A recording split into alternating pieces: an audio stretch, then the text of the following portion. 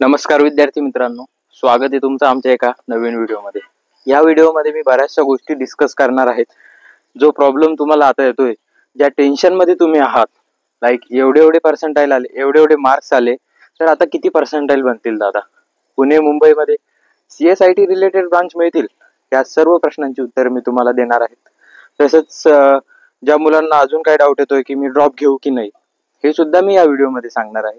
बऱ्याचशा गोष्टी मी या व्हिडिओमध्ये डिस्कस करणार आहेत, त्यामुळे तुम्ही हा व्हिडिओ शेवटपर्यंत बघा। बट कुठलीही गोष्ट मला चुकीची व फास्ट मध्ये सांगायला आवडत नाही। जे सांगणार मी ते डिटेल मध्ये सांगणार आणि जेन्युइन सांगणार। कुठल्याही कॉलेजचं क्लासेसचं प्रमोशन मी करत नाही, त्यामुळे ही गोष्ट तुम्ही लक्षात घ्या।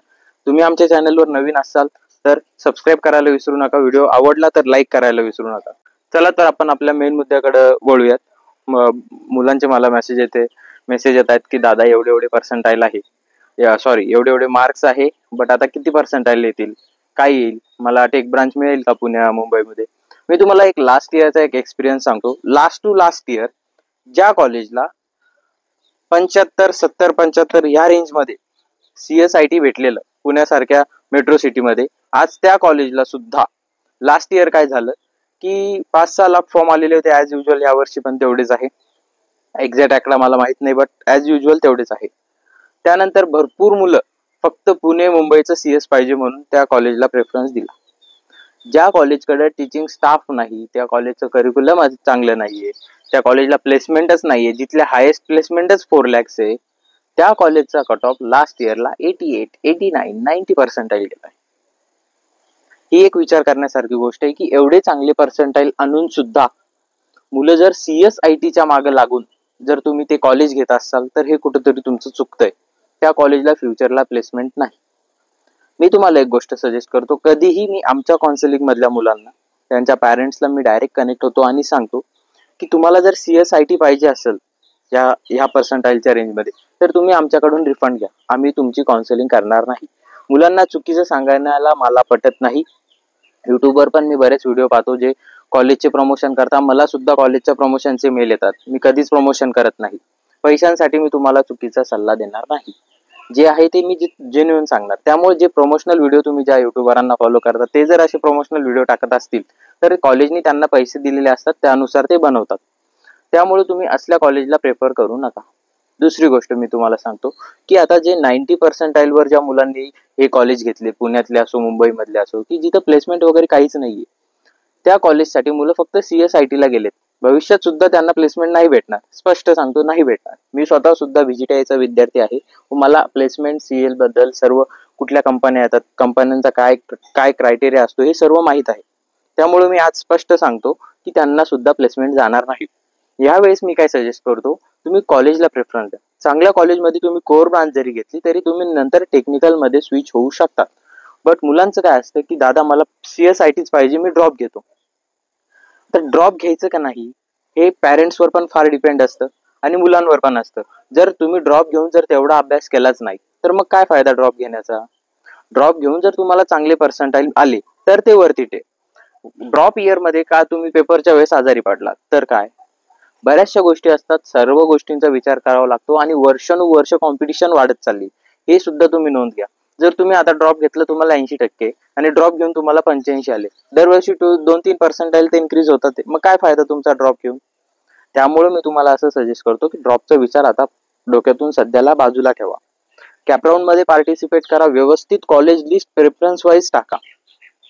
कॉलेज लिस्टचा काय फायदा असतो की ज्या मुलांना चांगले पर्सेंटाइल येऊन सुद्धा जे मुलं चांगली कॉलेज प्रेफरन्स टाकत नाही, त्यांना कुठेतरी चुकीचं कॉलेज अलॉट होतं। त्यावेळेस आपल्याला बेनिफिट होतो की आपण चांगले प्रेफरन्स टाकलेले असतात।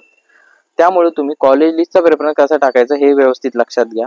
चुकीचं मिसगाईड होऊ नका, युट्यूबरांवर जास्त विश्वास ठेवू नका। जे जेन्युइनली सांगतात, दिनेश सर, मी स्वतः दिनेश सरांचा स्टुडंट आहे, जे जेन्युइनली सांगतात दिनेश सर, त्यांचं तुम्ही ऐका, ते कधीच तुम्हाला चुकीचं सांगणार नाही। दिनेश सर असो, सोविन सर असो, मुकेश सर असो, आपले महेश सर असो, सर्व कोणीही, प्रत्येकाचं नाव घेणं मला शक्य होणार नाही, पण कोणीही तुम्हाला चुकीचं सांगणार नाही, याची तुम्ही नोंद घ्या। आता तुम्हाला किती पर्सेंटाइल येतील हे तर कुणीच युट्यूबवर सुद्धा कोणीच व्यवस्थित सांगत नाही, बट एक रेंज सांगतो। मला पण जे मेसेज येतात मी सर्वांना त्याची रेंजच सांगतो की या रेंजमध्ये येतील, कारण पर्सेंटाइल कोणी प्रेडिक्ट करू शकत नाही। पण आता तुम्हाला जो मेन फोकस द्यायचा, जो तुमचा डॉक्युमेंट्स वगैरे सर्व झालेत की नाही, डॉक्युमेंट झाल्यानंतर मी असं सांगणार नाही की तुम्हाला कमी पर्सेंटाईल आले म्हणून तुमचं ड्रॉप घेणं जरी फिक्स असलं. काही पेरेंट्स असतात, आम्हाला ड्रॉप घ्यायचं, आम्हाला हे कॉलेज पाहिजे, ते कॉलेज पाहिजे, ओके ठीक आहे. बट तरी सुद्धा तुम्ही कॅप राऊंड मध्ये पार्टिसिपेट करा. त्याच्या मागचं कारण असतं. स्पॉट राऊंड पर्यंत जा. काही वेळेस तुम्हाला स्पॉट राऊंड मध्ये चांगले कॉलेज भेटतात. हो, खूप साऱ्या मुलांना माझ्याच काउन्सिलिंग मधल्या लास्ट इयरला 69 पर्सेंटाईल वर चांगलं कॉलेज भेटलं. कॉलेजचं नाव मी सांगणार नाही, मुलाचं नाव सुद्धा मी सांगणार नाही.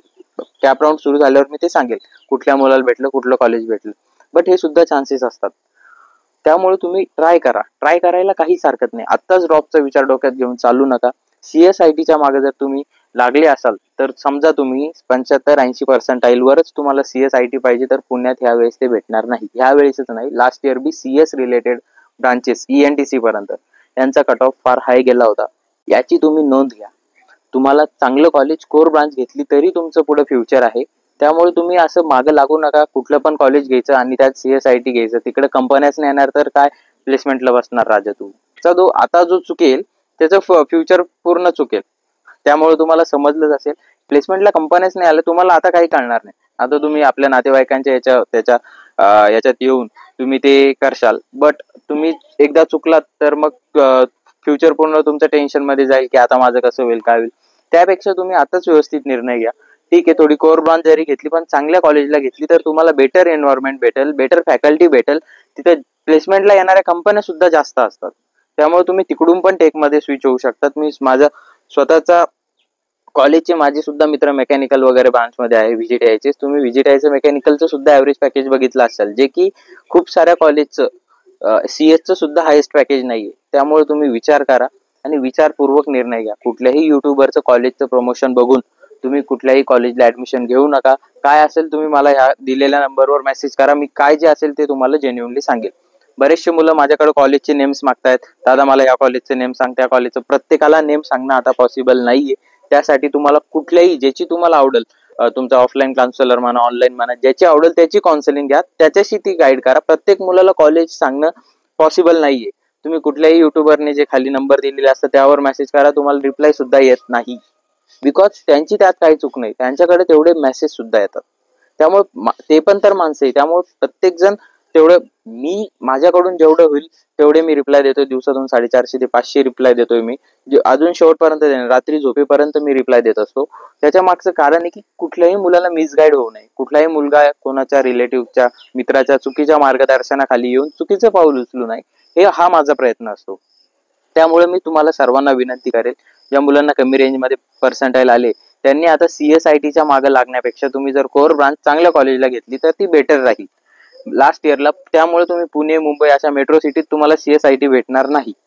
तुम्हाला दुसऱ्या सिटीमध्ये भेटेल, बट पुणे, मुंबई पण तुम्हाला समजा पुणेच पाहिजे असेल तर मग कमी चान्सेस आहे. त्यामुळे तुम्ही ही गोष्ट लक्षात घ्या.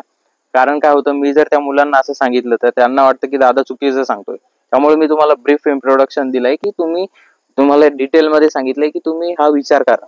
लास्ट इयरचं कट ऑफ लिस्ट बघा, त्यात कट ऑफ शोधा. त्यावेळेस तुम्हाला कळेल, हो पुण्यामध्ये एवढं पर्सेंटाईल गेले, तेवढे गेले. त्यामुळे मी तुम्हाला हा व्हिडिओ बनवला की एक व्यवस्थित मुलांना सांगणं होईल. बऱ्याचशा मुलांना कन्फ्युजन असतं. त्यामुळे मी तुम्हाला सांगतोय की व्यवस्थित शांत डोक्याने विचार करा. व्हिडिओ आवडला असेल तर लाईक करा, कमेंट करा, सबस्क्राईब करा. थँक्यू.